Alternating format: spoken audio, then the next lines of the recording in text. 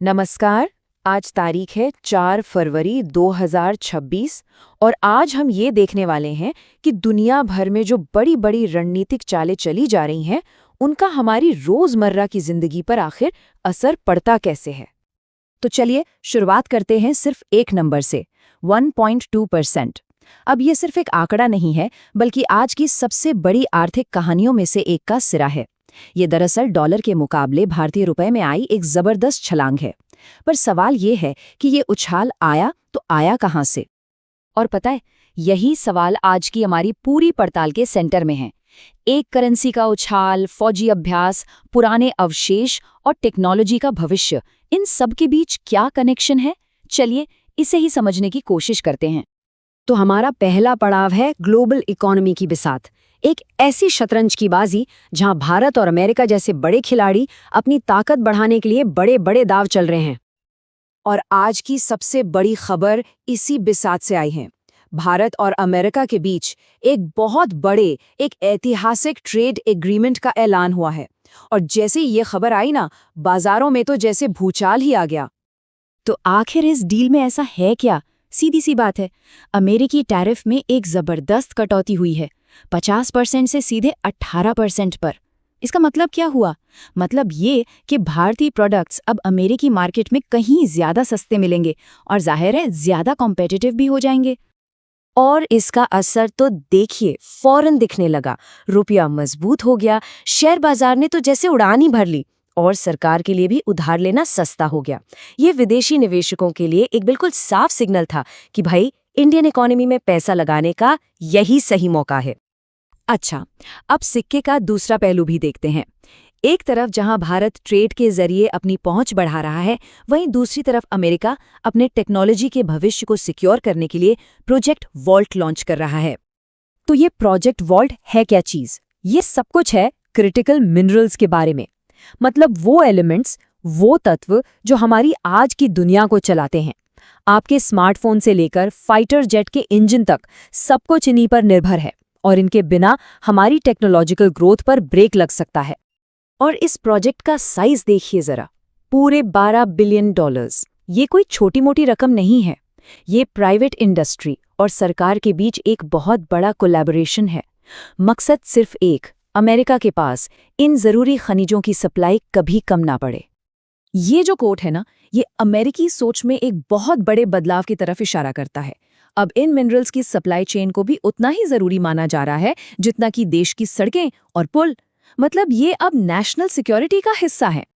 चलिए अब इकोनॉमी से थोड़ा आगे बढ़ते हैं और ये देखते हैं कि देश सिर्फ पैसे से ही रिश्ते नहीं बनाते, कभी कभी सैन्य ताकत और अपनी संस्कृति का इस्तेमाल करके भी दोस्तियां निभाई जाती हैं। इंटरनेशनल रिलेशन में ना दो तरह की पावर की बात होती है।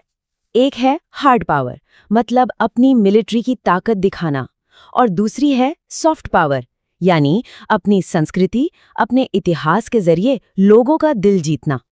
हार्ड पावर का एक बिल्कुल सटीक एग्जाम्पल है खंजर 13 मिलिट्री एक्सरसाइज। इसमें भारत और किर्गिस्तान की स्पेशल फोर्सेस असम में एक साथ एंटी टेररिज्म ऑपरेशंस की प्रैक्टिस कर रही हैं। ये रीजनल सिक्योरिटी को लेकर दोनों देशों की एक मजबूत कमिटमेंट दिखाता है। और फिर बात करते हैं सॉफ्ट पावर की, और इससे खूबसूरत उदाहरण क्या हो सकता है? भारत भगवान बुद्ध के पवित्र अवशेषों को श्रीलंका भेज रहा है। ये सिर्फ एक यात्रा नहीं है, बल्कि दो देशों के बीच हजारों साल पुराने कल्चरल और स्पिरिचुअल रिश्ते का एक सेलिब्रेशन है। अच्छा, अब दुनिया से नजर हटाकर अपने देश के अंदर आते हैं। यहाँ भी नेशनल एसेट्स की सुरक्षा और मैनेजमेंट से जुड़ी दो बिल्कुल अलग अलग कहानियां चल रही हैं। पहली कहानी है एविएशन सेक्टर से जुड़ी।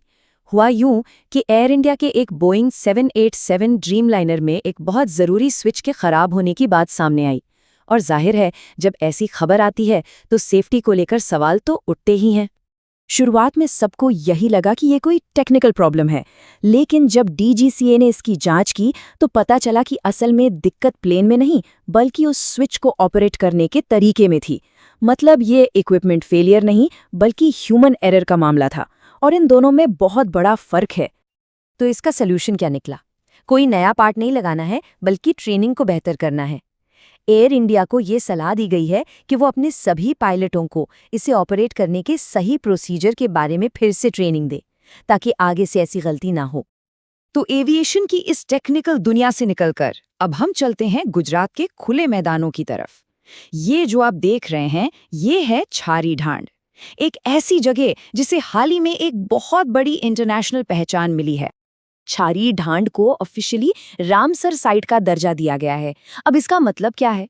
आसान भाषा में कहें तो अब इसे दुनिया के सबसे जरूरी वेटलैंड्स में गिना जाएगा, एक ऐसी जगह जिसे बचाना पूरी दुनिया की जिम्मेदारी है। और जब आप ये नज़ारा देखते हैं तो समझ आता है कि ऐसा क्यों है। ये सिर्फ ज़मीन का एक टुकड़ा नहीं है, ये एक जीता जागता धड़कता हुआ इकोसिस्टम है। हजारों मील उड़कर आने वाले प्रवासी पक्षियों के लिए ये एक महफूज ठिकाना है। इसके आंकड़े ही इसकी अहमियत बता देते हैं। करीब 40,000 कॉमन क्रेन और कई ऐसी प्रजातियां जो विलुप्त होने के कगार पर हैं, यहाँ अपना घर बनाती हैं। मतलब पक्षियों के संरक्षण के लिए ये जगह दुनिया के लिए बहुत जरूरी है। और देखिए, संरक्षण का असली नतीजा यही होता है। ये सिर्फ कागजी नियमों और पॉलिसीज की बात नहीं है, ये रेड अवाडावत जैसी खूबसूरत चिड़िया को बचाने के बारे में है, ताकि हमारी आने वाली पीढ़ियां भी इसे देख सकें। तो आज हमने आर्थिक सौदों से लेकर सैन्य अभ्यास और पर्यावरण को बचाने की कोशिशों तक कई अलग-अलग पहलुओं को देखा। और ये सब हमें एक आखिरी सवाल पर लाकर छोड़ देता है कि इस तेजी से बदलती दुनिया में किसी भी देश की असली ताकत क्या है? क्या वो आर्थिक शक्ति है, सैन्य ताकत है, या फिर अपनी सांस्कृतिक और प्राकृतिक विरासत को संभाल कर रखना है? वाकई ये सोचने वाला सब। अंतरिक्ष में एक नया दौर शुरू हो रहा है। अमेरिका डेवलप कर रहा है दुनिया का पहला प्राइवेट स्पेस स्टेशन, हेवन 1। और वापस जमीन पर देखें तो भारत क्लीन एनर्जी में दुनिया को एक नई राह दिखा रहा है। जरा सोचिए, ऐसी बसें जिनसे बिल्कुल भी पोल्यूशन ना हो। कोचीन में भारत की पहली हाइड्रोजन बसें शुरू होने वाली हैं। और गुजरात ने तो कमाल ही कर दिया, वह भारत में रिन्यूएबल एनर्जी का सबसे बड़ा सप्लायर बन गया है। वहीं आंध्र प्रदेश सरकार ने छोटे व्यापारियों के लिए पिल्लू एआई लॉन्च किया है, इससे उन्हें डिजिटली मदद मिलेगी। क्लाइमेट साइंस में भारत का नाम रोशन। वीरभद्रन रामनाथन को एक बहुत बड़ा इंटरनेशनल अवार्ड मिला है। चलिए अब बात करते हैं देश की सुरक्षा की। यहाँ भी कई बड़े कदम उठाए गए। देश की रक्षा 3 मोर्चों पर मजबूत हुई, जिसमें भविष्य की लड़ाइयों की तैयारी भी शामिल है। एक और जरूरी खबर, ईस्टर्न एयर कमांड की कमान अब एयर मार्शल इंद्रपाल सिंह वालिया संभालेंगे। आगे बढ़ते हैं और देखते हैं गवर्नेंस और पब्लिक सर्विस में क्या खास हुआ। त्रिपुरा ने सबको पीछे छोड़ते हुए पंचायत एडवांसमेंट इंडेक्स में पहली रैंक हासिल की।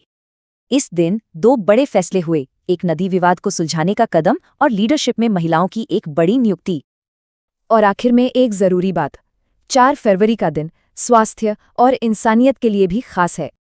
हाँ, ये दिन वर्ल्ड कैंसर डे के तौर पर भी मनाया जाता है, जो जागरूकता के लिए बहुत जरूरी है। तो ये था इनोवेशन और सिक्योरिटी से भरा एक जबरदस्त दिन। अब देखना है आने वाला कल क्या लाता है।